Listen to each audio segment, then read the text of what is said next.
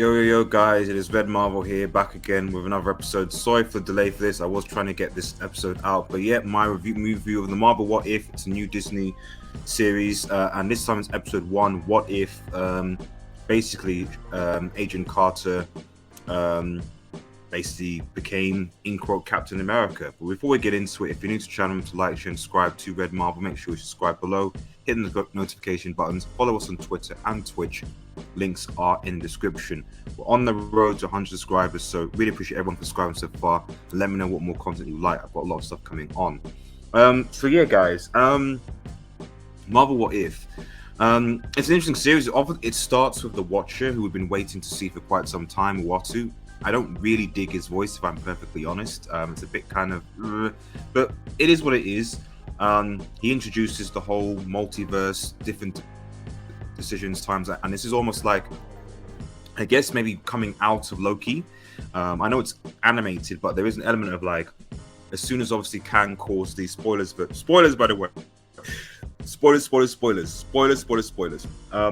As soon as Kang did his thing, you know, we basically have the creation of the multiverse, which seems to be as a result of different individual decisions that were made. And this is what you find in this what if scenario, where basically Agent Carter, who at the time was obviously there when Steve became Captain America, and long story short of it, she doesn't basically leave the room, and then by her not leaving the room, it leads to events where Steve basically doesn't end up becoming a super soldier. She does, because everyone else has pretty much been killed or injured, and she becomes, she basically takes the formula. Now, obviously, a lot of the episode focuses mostly on the fact that, you know, she's a woman, and, you know, how can she fight, and can't be trusting, and all that stuff. And okay, I guess that's fair.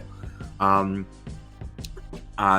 they obviously go on, and the storyline pretty much follows the same pattern as the Captain America movie. I'll bet, you know, you obviously have the relationship between Carter and Steve Rogers kind of been developing. Steve kind of is supposedly killed, but sort of comes back. He actually dons this sort of old tech of Iron Man armor, which is actually pretty cool. So seeing Cap with this sort of almost B-tech, large ironmonger almost armor alongside was actually pretty cool for both of them. And he's piloting that, so it's quite nice. And they basically, it's like the first movie, they need to take down the Red Skull, who's trying to use this sort of monster from interdimensional dimension to come and rule via Hydra, as well as obviously defeating the Third Reich and so on. You know, so in the end, obviously they defeat the Red Skull. We end up being crushed by that monster, and Agent Carter pushes that kind of monster back. And much like the first movie, where Captain America is on like ice for how long, and obviously everything is passed, the same thing happens to Agent Carter, or Captain Carter, as she's called here, where she comes back out of the portal and sees, you know, a Nick Fury and a Hawkeye, who are like, "You've been gone for how long? What's going on?" etc.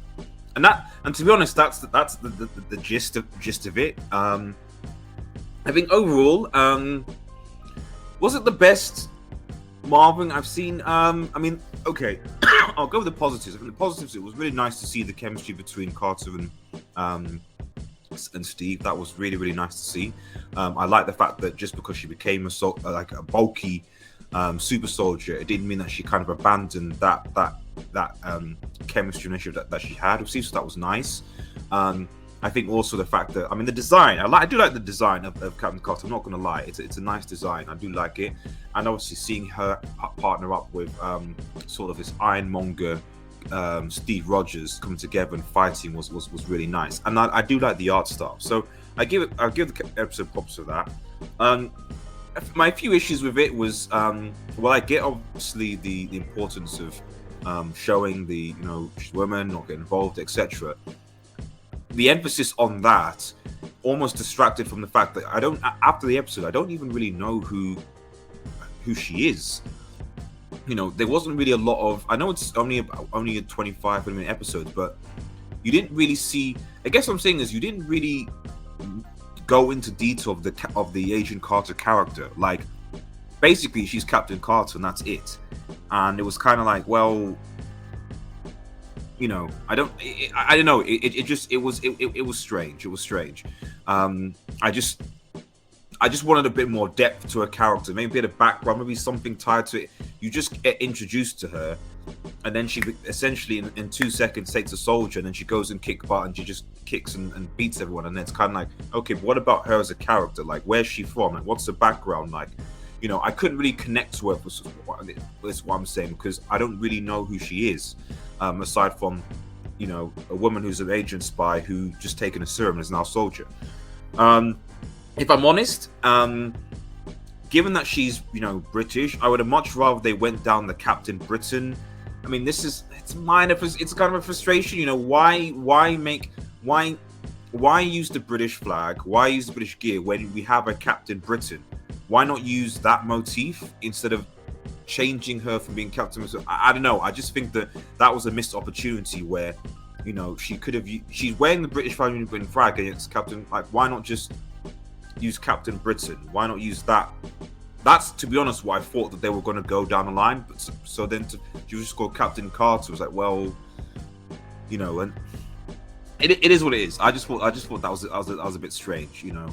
And like I said, love the kick butt, loving it. I think it's fine. But it just would have been nice to see just a bit more depth for the character, in my personal opinion.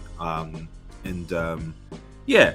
But overall, I think it's a solid entry to start off with. But I am hoping that, you know, I'm hoping it gets a bit better. I'm hoping that at least for the main characters that come in, that we see a bit more depth to their characters in terms of like who they are. I know they're what if scenarios, but I'd like to be able to gel with them, you know, and as well as the fact that I know that these are alternative scenarios, but if there's comic book lore that you can take, you know, that's available, that can go into it, why not take it? You know, so case in point, Captain Britain. You know, you've got the opportunity, it's there, why not use it? That's my 2 cents anyway.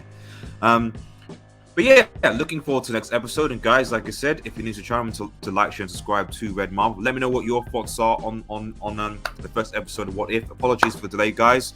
We will be more up to date with the next episode, which is coming out next Wednesday. Guys, everyone, have a nice day, and cheers.